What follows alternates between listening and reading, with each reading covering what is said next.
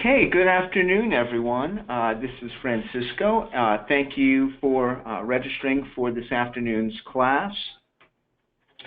This class is titled Scheduling for Basic Users. And during the next hour or so, we're going to take a look at some of the common functions that most of your basic users will need, from viewing schedules to requesting time off or requesting overtime. Now, the class is scheduled from 2 to 3:30 p.m. There'll be plenty of time for questions and answers. However, during the course of the class, I will keep the microphones muted just to keep the amount of background noise to a minimum. But I will be opening up those microphones for any questions that you might have. Now, during the course of today's session, you can still communicate with me using the chat feature of GoToTraining, and that's found at the very bottom of the GoToTraining control panel. And at the very bottom, if you click right on chat or on the plus sign next to chat, you can enter your question where it says type message here. And below that, you can use the drop-down menu to either send that question to me privately, or you can share your question with anyone else who is in attendance. Now, today's class will be recorded, and soon after the class ends, you will receive a confirmation email, just sort of a thank you for attending the class. And included in that email will be a link to the video. And that video link will be good for approximately 2 weeks. Then the video will be uploaded to VCS's YouTube channel. And that's youtube.com/VCS software. And that could be found under the Basic Training playlist. Okay. And so again, you should see that loaded up onto our YouTube channel within the next week or two.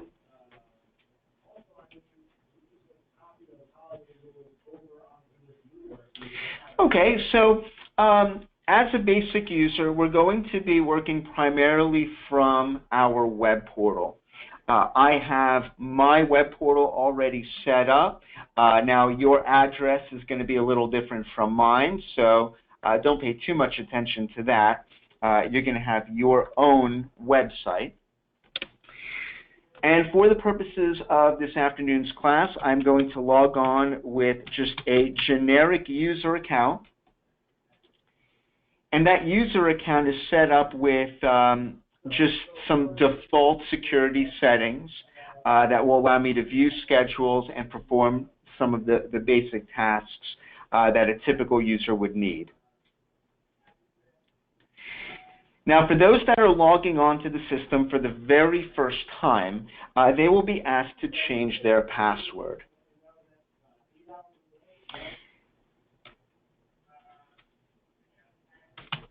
We're going to enter our current password or temporary password, and then we're going to choose a brand new password and enter it twice. Click on the Submit button, and you should receive confirmation that your new password has been saved. Now, you can ignore the enforced rules statement up top. You can choose pretty much anything you want as a password. That password will not expire, and you will have the ability to change your password anytime you wish.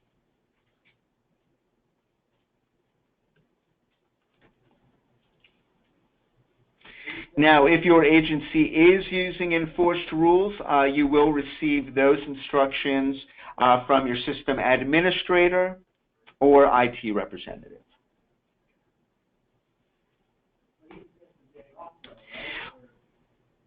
Once your new password has been saved, You can now access several of the drop-down menus up top, or functions within the drop-down menus.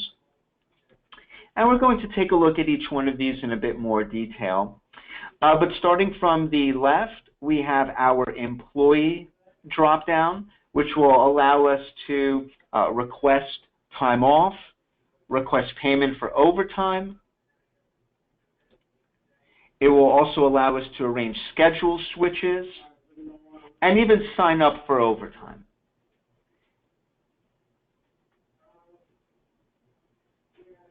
Under the Timesheets and Payroll section, you will be able to see your biweekly timesheet. We'll take a look at an example of that a little later on. Under the View Schedule menu, you're going to have daily, weekly, and monthly schedule views.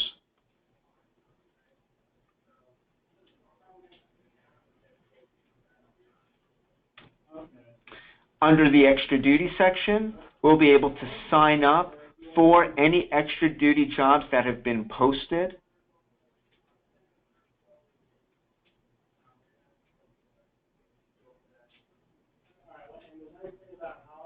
And although we're logging on as a basic user, there is at least one report that you'll have access to, and that's our Employee Statistical report.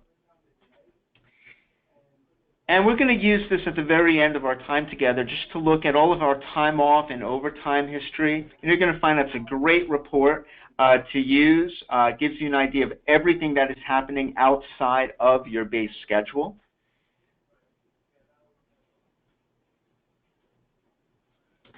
Now we're going to take a look at these screens a bit more closely, and we're going to actually start under the View Schedule menu.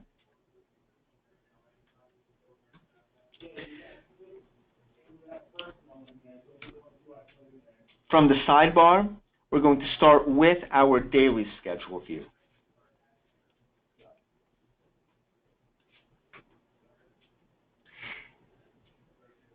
Now your daily schedule is going to show today's schedule for a group of shifts at one time. Your daily schedule will never show more than 6 shifts at once. However, you might have multiple pages of shifts depending on how your system was set up. Now, looking at my schedule view, I have a very simple and straightforward police-oriented schedule. So I have my 12-hour day and night shifts up top. I have a detective schedule on the top right. Below, I have an administrative schedule, records, and a training schedule on the bottom right. Using my day shift as one of my examples, you'll notice to the left of the personnel scheduled to work on October 3rd, we have various job assignments posted. So this might be a patrol area. I'm using zones in my system, but I'm also using this for training job assignments as well. So we're going to be able to see not only who is working on any given day, but what job or what assignment someone might be on at the time.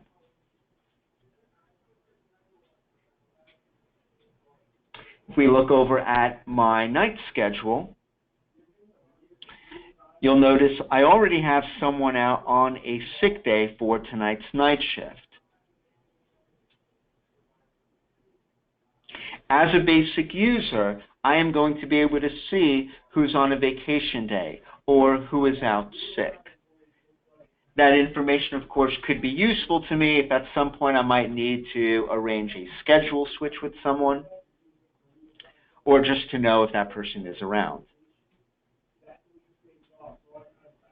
Now, I don't have an example on this particular day, but overtime will also be displayed in a similar fashion. It will be color-coded for the person who's working overtime, along with the reason for that overtime, whether it's a late call type situation or staffing shortage situation.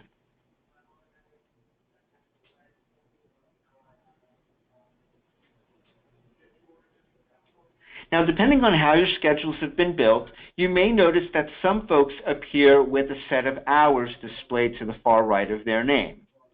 What that means is that person may not be working the standard hours that that shift was based on. In other words, Lieutenant Jones here might be working 07 to 1500, but everyone else might be working from 08 to 1600.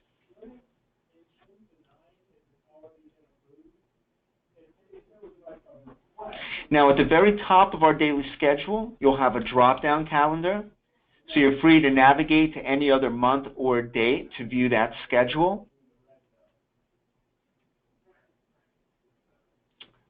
So here we have November 25th loaded up.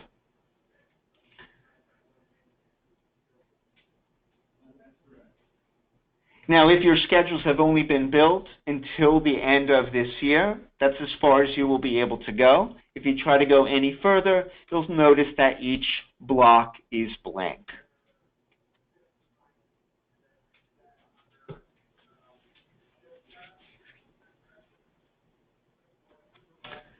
Over to the right of our drop-down calendar, you have arrows that will bring you forward to the next day. That brings me to the 26th.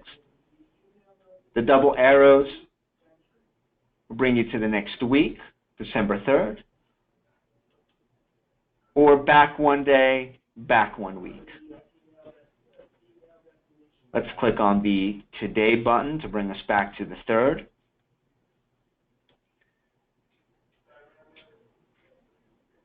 Next, we have our shift view. Now, in my system, I only have one shift view, and that is the group of 6 shifts that you are seeing right now. Depending on how your organization is structured, you might have multiple shift views based on the department or any other type of grouping.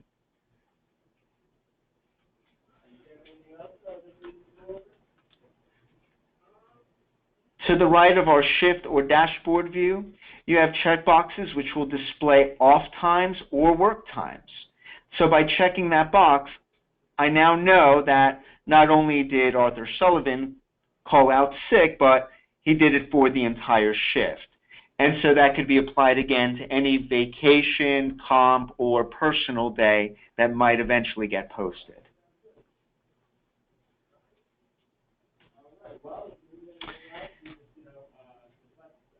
Next, the Validate button is going to be used to look at the minimum staffing requirements for the shifts currently being displayed. If a shift is operating below minimum staffing, the block may turn a different color, like red, indicating that we may not be able to get time off on that shift. Now, for my daily schedule, I'm using this bluish color. I click on the Validate button. Nothing has changed. That means the shifts are operating at or above minimum staffing requirements. And over on the far right, if you have an additional page on the shift view, you'll be able to navigate to it by clicking on the Next Page button. And so you might have dispatch schedules on page 2, or detective schedules, public works schedules, whatever it might be. Again, if there is a second page, you can use that arrow to get to it.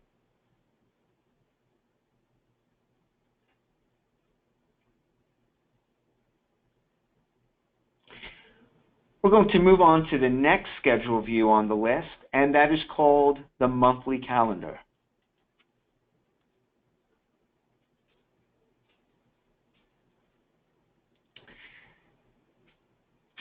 This is our personal monthly calendar. I can use the drop-down list above the calendar to select any other month, or I can use the navigation buttons as well.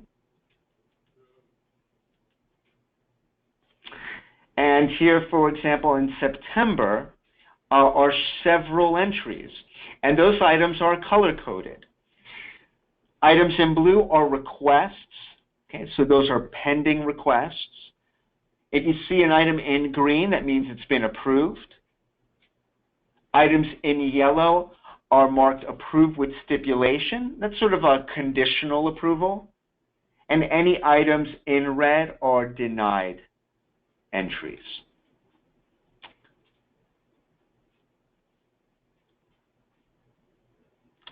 And so for each block, you'll see the type of day off that was requested along with the hours.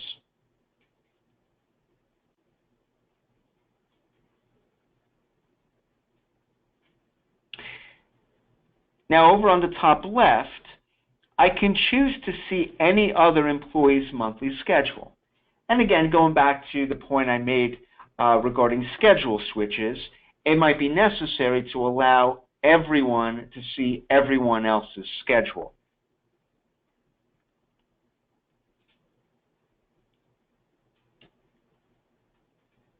We're going to move on to the next view. This one here is monthly schedule. So whereas we were looking at personal calendars, now we're going to look at a department-wide view.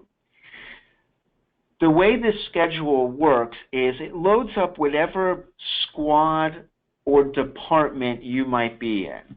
So if I'm a member of Public Works, let's say, it's going to show everyone under that group.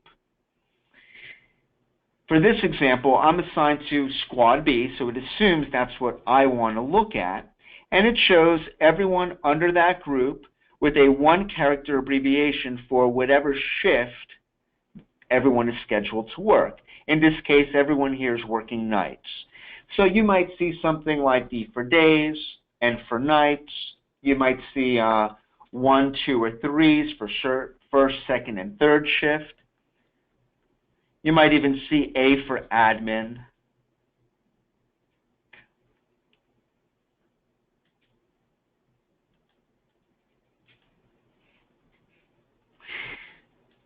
Now, even though you are defaulted to a particular group, you can choose to see another squad or department off of this list, as I'm doing here for Squad D.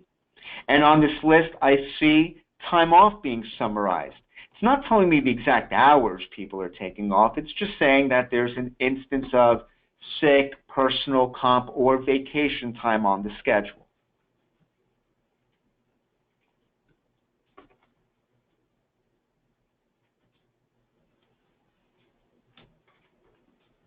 I can use the drop-down calendar to select any other month. I just have to select any date within the month and allow it a second or two to refresh.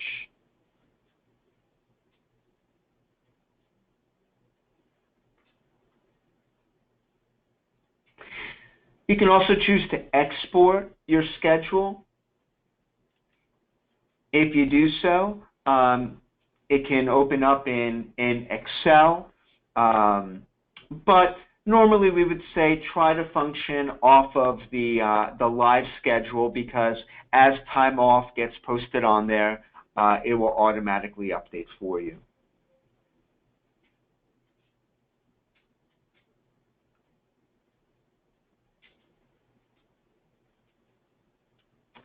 Next is our single shift view. This is very similar to the daily schedule that we started with. The difference is you're selecting the shift,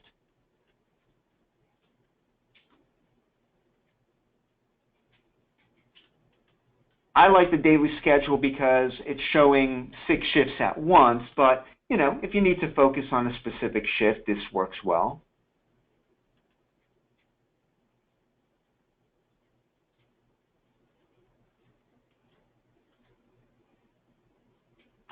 Next up is our weekly schedule. This is another group or department-based view. So once again, it's loading up Squad B for me, but I can select any other group from the list.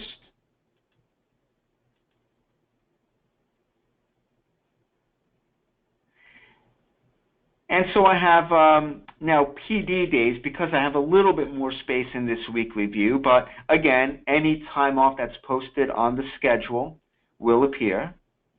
There's that sick day, once again, for Arthur Sullivan.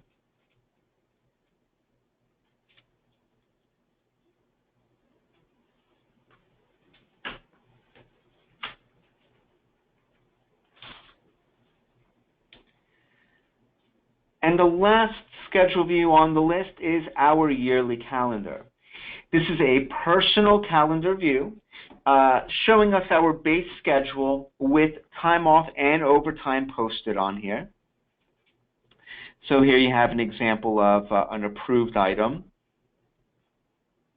Now on this screen, if I just move the mouse over the item, it'll give me a little bit more information. So this is staffing overtime from 07 to 1900. Whereas this one is personal time from 19 to 07.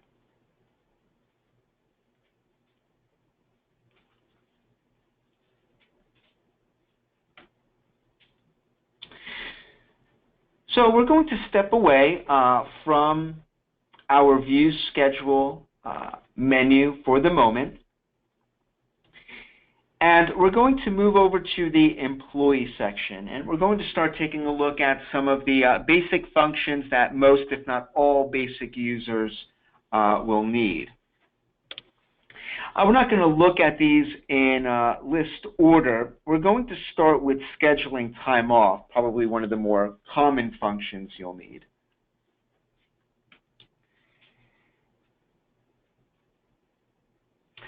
And on the form that appears, you will have the ability to view your balances,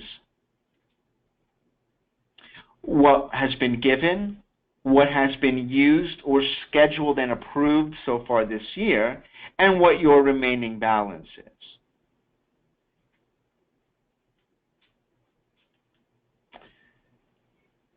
Below that, you have a summary of any time off that's been requested, along with the dates, of course, the reason for the time off, and even the status.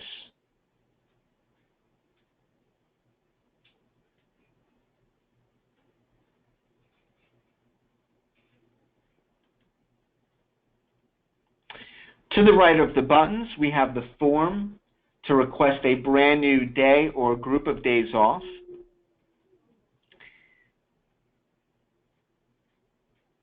Now, for my example, I am going to ask for a day off, let's say on, what's a good day to take off?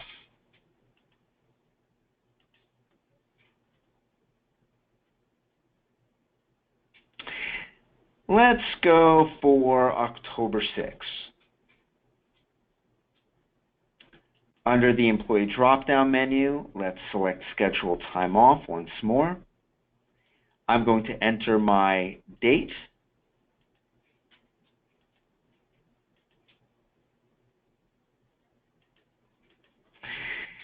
However, I can also use this opportunity to request a full day, a full week off, or 2 weeks off.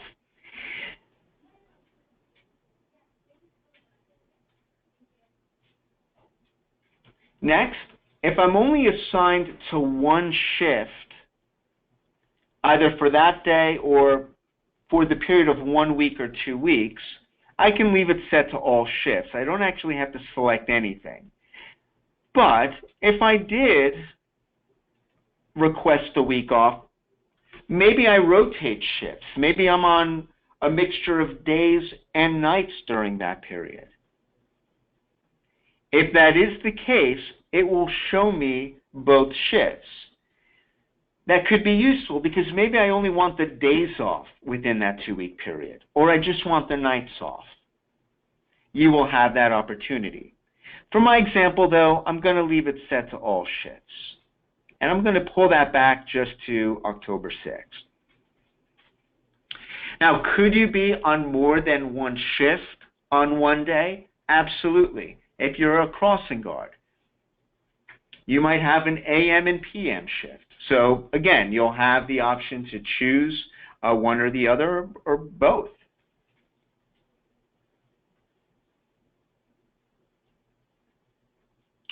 Under part of day, you have 3 options. You can either take the entire day off,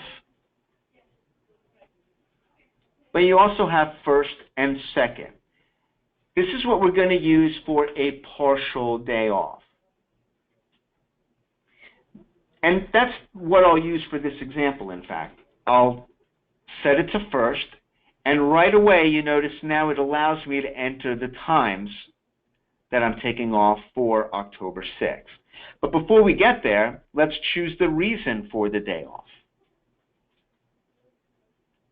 I'll use comp time, and now I'm just going to key in the hours I want to charge against that bank.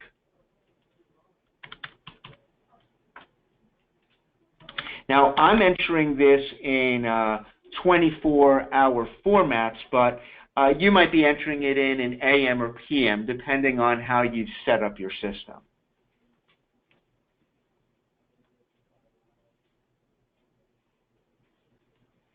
Under status, as a basic user, I should only be able to submit a request.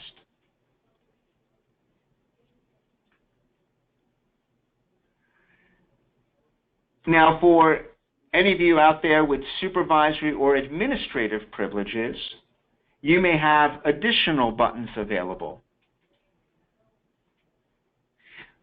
But for most of our basic users, we're going to be restricted to selecting request. So we've completed everything in red. However, if you would like to add additional comments about the day off you're requesting, you can go ahead and add that. Before you click on the Save button under Email Notifications, there are three options. The default is Send to Default. What that means is that the supervisor of your group or department will be notified of your request. In my case, I'm a Squad B officer, so that might be the Squad B sergeant.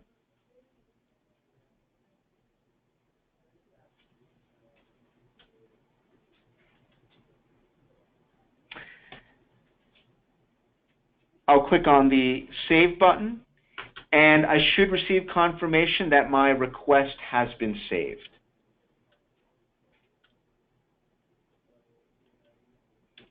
And that's how we submit a day off. Now, basic users will not be able to delete a request. So if it was entered in error, we no longer need the day off, you will have to go to a supervisor and have them remove it for you. You do have the option of making minor changes to an existing request if it has not been approved already. To do that, select Show Time Off,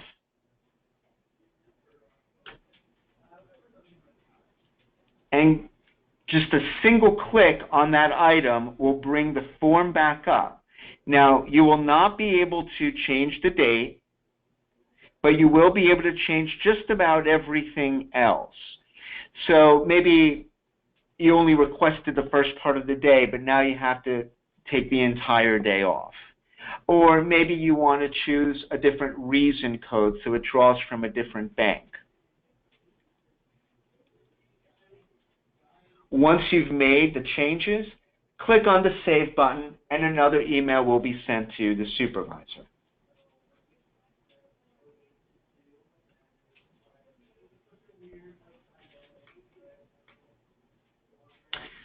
Once that day off has been saved, you will receive an email in your inbox as a receipt letting you know that the day off has been submitted successfully. And you can use any of your schedule views to view that entry. I'll go back to my daily schedule to the 6th, and there's my comp day in blue from 17 to 2300 with a question mark at the end of it.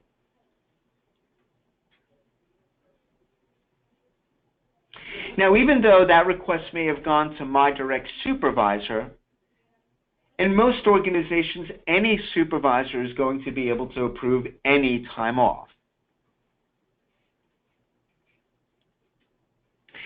Once that day off has been approved, the time will be removed from your available balance, and the entry will be displayed in green, and the question mark at the end will be gone.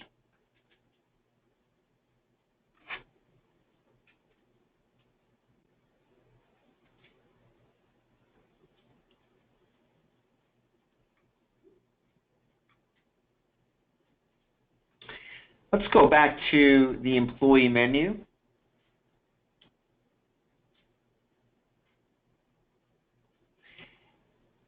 Next on the list, we're going to look at scheduling overtime. Now, the schedule overtime screen should be used in situations where your schedule runs later than anticipated. There was a late call situation. Your shift got extended. So the way this screen is going to work is we start with the date that the overtime occurred on. And maybe the last day I worked was yesterday. I don't think I was on the schedule for the 3rd. So I'll choose my date. I'll choose the shift that I was on when the overtime occurred. I'm going to select the reason for my overtime from the provided list, and my list might look a little different from yours. But in this example, we'll say that it was a late call situation. After I select the reason, I'm going to select my desired pay type. Now, you might have a mixture of time and a half, cash, comp, pay types. You may even be restricted based on the type of overtime reason you use. So if we're talking about grant overtime, you may only be able to select cash. Now, I'll choose 1.5 cash, but this is not guaranteed. If my department has rules that stipulate I must work a certain amount of hours before I can earn time and a half, this entry might get recalculated to straight pay. Those are advanced payroll rules that may be operating in the background. But for my purposes, as the basic user, I'm just going to select time and a half cash with the understanding that, again, if I didn't work enough hours, I may not get that paid at time and a half, or only a portion might get paid at time and a half. Next, I'm just going to key in the additional hours that I worked. So maybe it was just a 2-hour late call overtime. And so just going back to some of the items up top, my date was October 2nd. So even though my hours technically were worked on the 3rd, the shift that it was tied to was a night shift. And that night shift was part of October 2nd's schedule.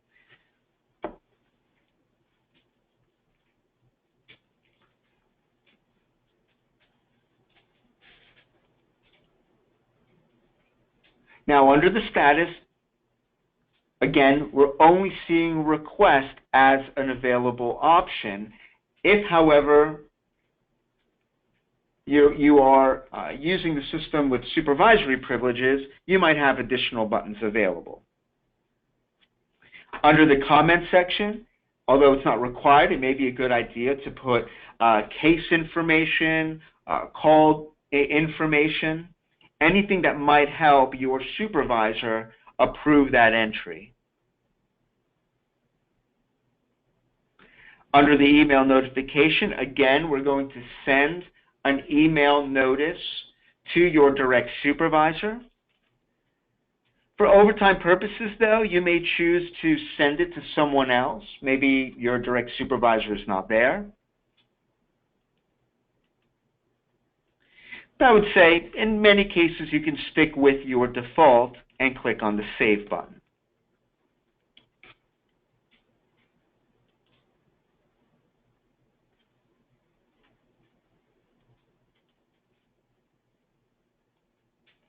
Let's click on the OK button, and we're done. So just like we discussed with time off, we're receiving emails as a receipt letting us know that our request went through. Once the supervisor approves that entry, it will be reflected on the schedule. Now, if and when you select comp as your payment type, as soon as the supervisor approves that entry, the time will go into your bank for you to use. Now, if you worked several hours of overtime and you would like to be paid in cash for a portion of it, key it in. Key in the amount of hours that you want to be paid in cash, and then create a brand new overtime entry with those hours and select comp. So it's really just two entries for that one overtime spot that you worked.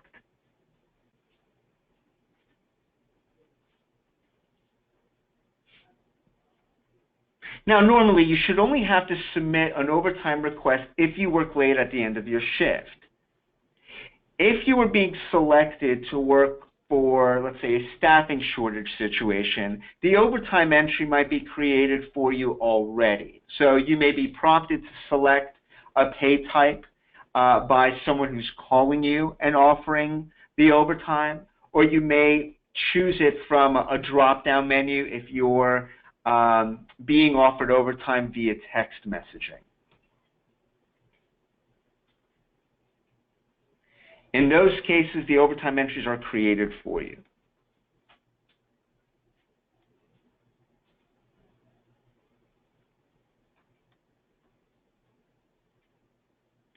Now, in the event your department is posting overtime onto a board, you can access that using the Open Shifts option under the Employee section.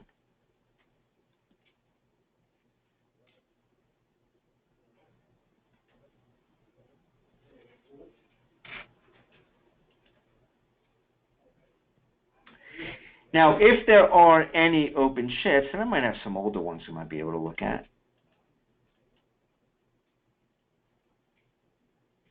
they'll be posted in orange with the date, the shift that we need coverage, and the hours.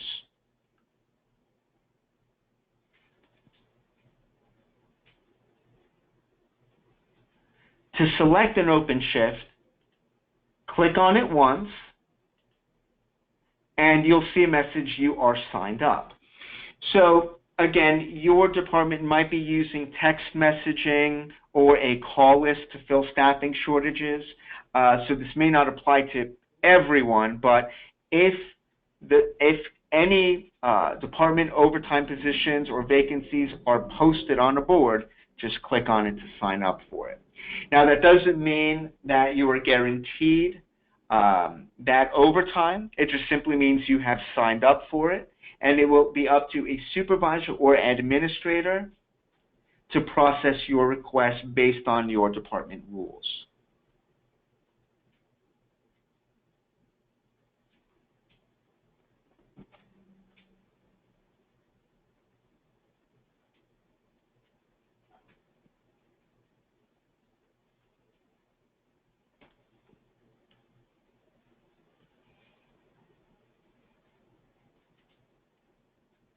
Now, in the event you are awarded an open shift, you will receive an email confirmation letting you know that the overtime is yours.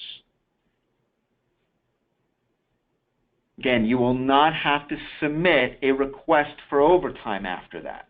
The overtime has already been generated for you.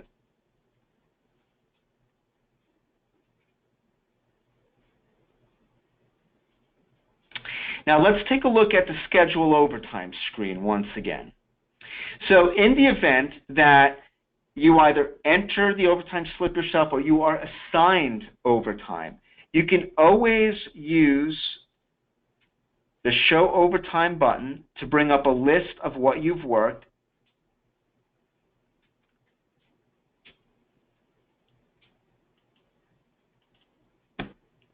And you can change the pay type.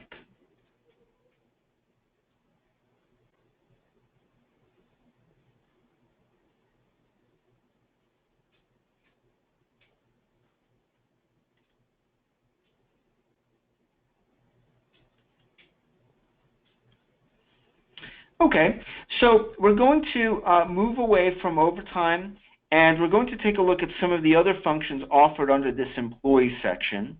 We're going to take a look at punch in and out. Now, not everyone of you will be using this feature, but for those that are allowing your employees to punch in and out through the web portal, we can punch at the start of our shift. We also have lunch in or out, if applicable. And then we have our end shift punch below. If you are using the punch in and out feature through the web portal, it will capture your location. And so your administrators and supervisors will know where you punched in from.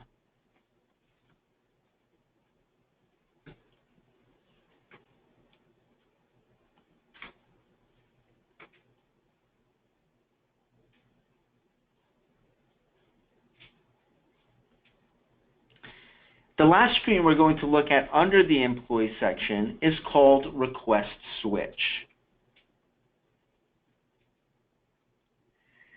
Now you have two options from within this screen. You can either request a standard switch, which means I, in this case, am working, I am going to ask someone to work for me, and I am going to work for that person on another day. And I'll put in an example. I'll put one in for October 5th. So let's say I need someone to work for me on my night shift on October 5th. I'm going to start with the date. I'm going to click on the Update button.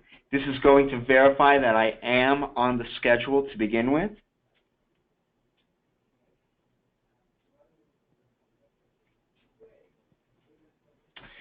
Over to the right, I'm going to choose who I arranged the switch with. So this is me applying the switch on behalf of the other person. Now, just to keep things simple, I'm actually going to switch on the same day. I'm just going to switch the shifts. Let's click on the update so it verifies that Morgan is in fact on the day shift, and that's all we're going to do. Working the same day, just swapping the shifts. We're going to click on the request button, and now our supervisor will have to view the request and approve it.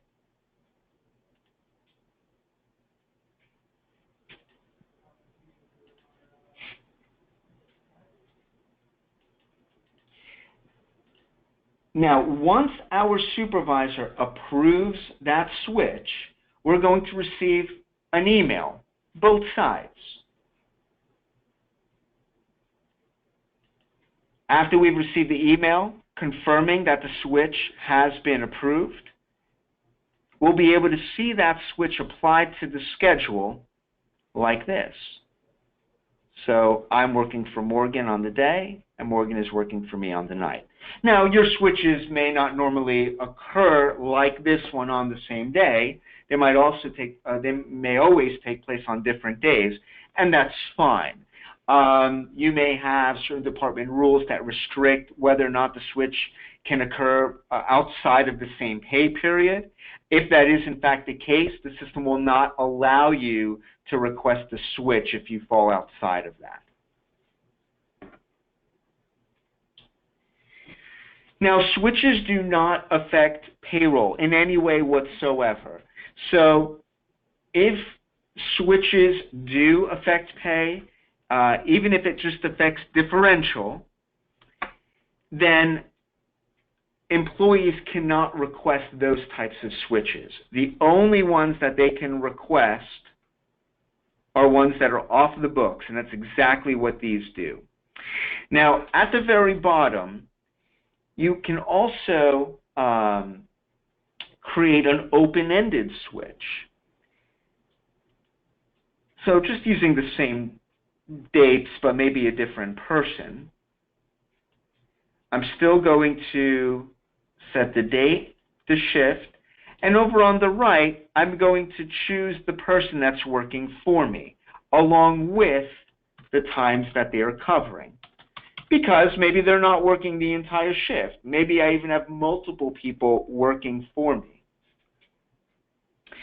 So with this open-ended switch, at some point, we're going to have to go back in here, and either me or Craig will have to put in another substitution for the day that I am working for him.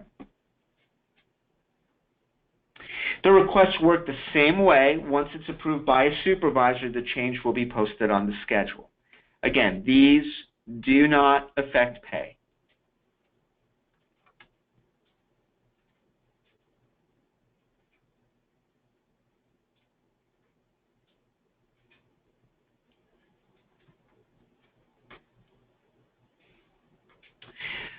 Okay, so we only have a couple of screens left to look at under the timesheets, extra duty, and report section.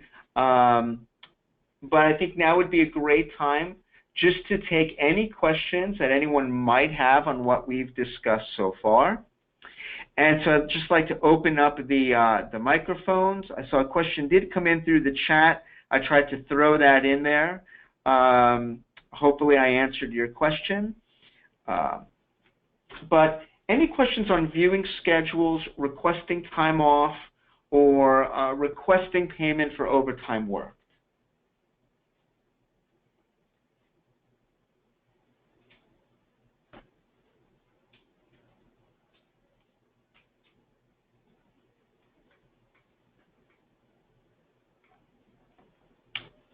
Okay. Nothing at the moment. However, there is still opportunity at the end of today's session for questions. Okay. So moving on, I'd like to take a look at the extra duty section next. Now, basic users will only have the ability to sign up for extra duty jobs that have been posted on a board like this.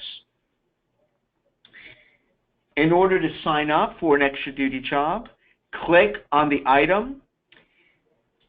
And for most of you, you will not have to enter a priority. You're just going to click on the yes button. That submits your request.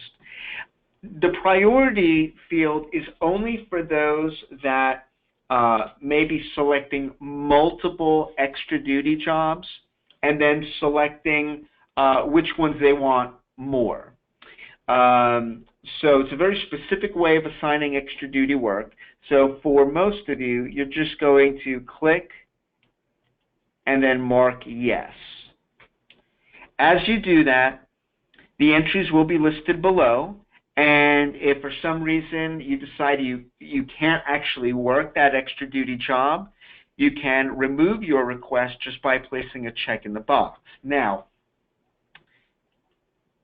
if that job is assigned to you, you can no longer remove your request. At that point, you will have to go to a supervisor or whomever conducts the extra duty work in your department, and they will have to remove you manually.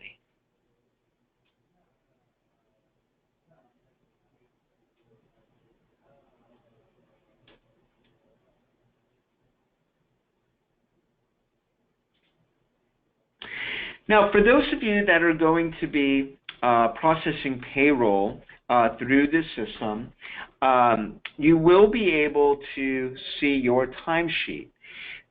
And most of you are probably getting biweekly timesheets. So under Timesheets and Payroll, click on Review Payroll, and this will show you the work schedule for that 2-week period, along with any time off or overtime entries that will be processed for you.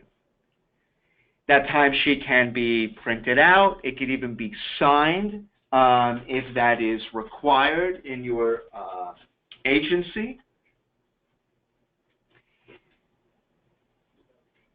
And that timesheet will be available to you until the next biweekly one is run. And in the event that you need to get an older timesheet, you can contact an administrator who will be able to obtain one for you.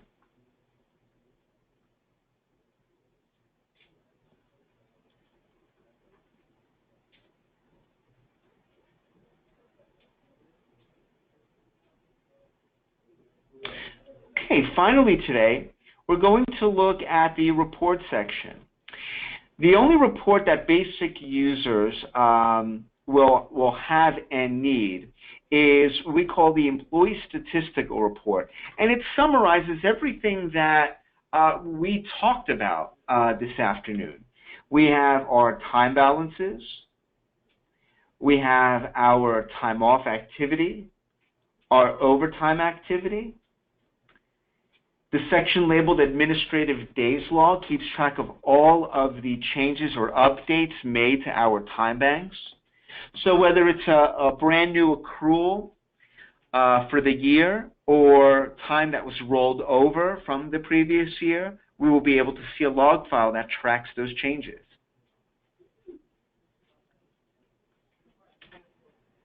Under the Work Trends section, we have total days scheduled or total hours scheduled, a breakdown by days and days of the week.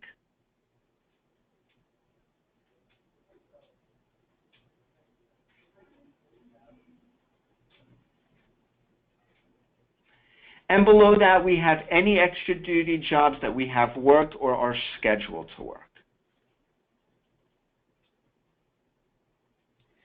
Now, the report is defaulted for 2016. However, after using the system for several years, nothing is to stop anyone from checking their statistical report for another year. Okay, so you will always have the old data available to you. As long as it was entered through the system, you will be able to see it.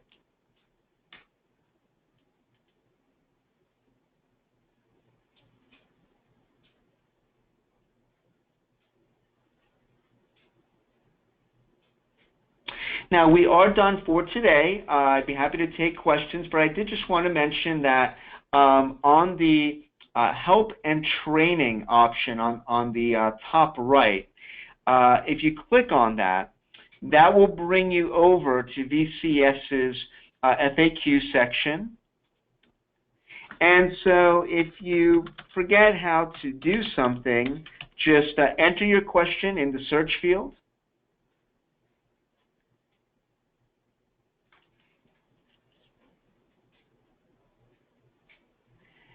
And you'll get an article, and in many cases, a video that will show you step by step how to perform that function.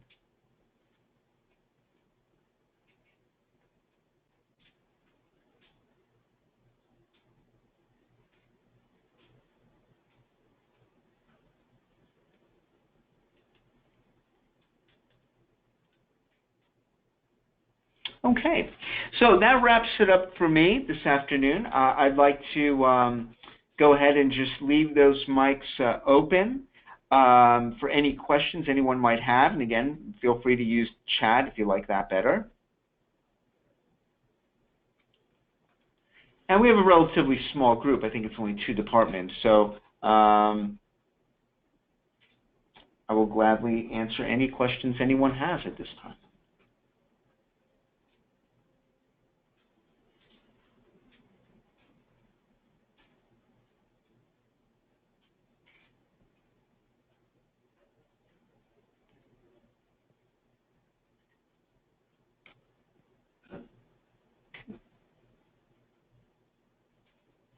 Okay, no questions coming through.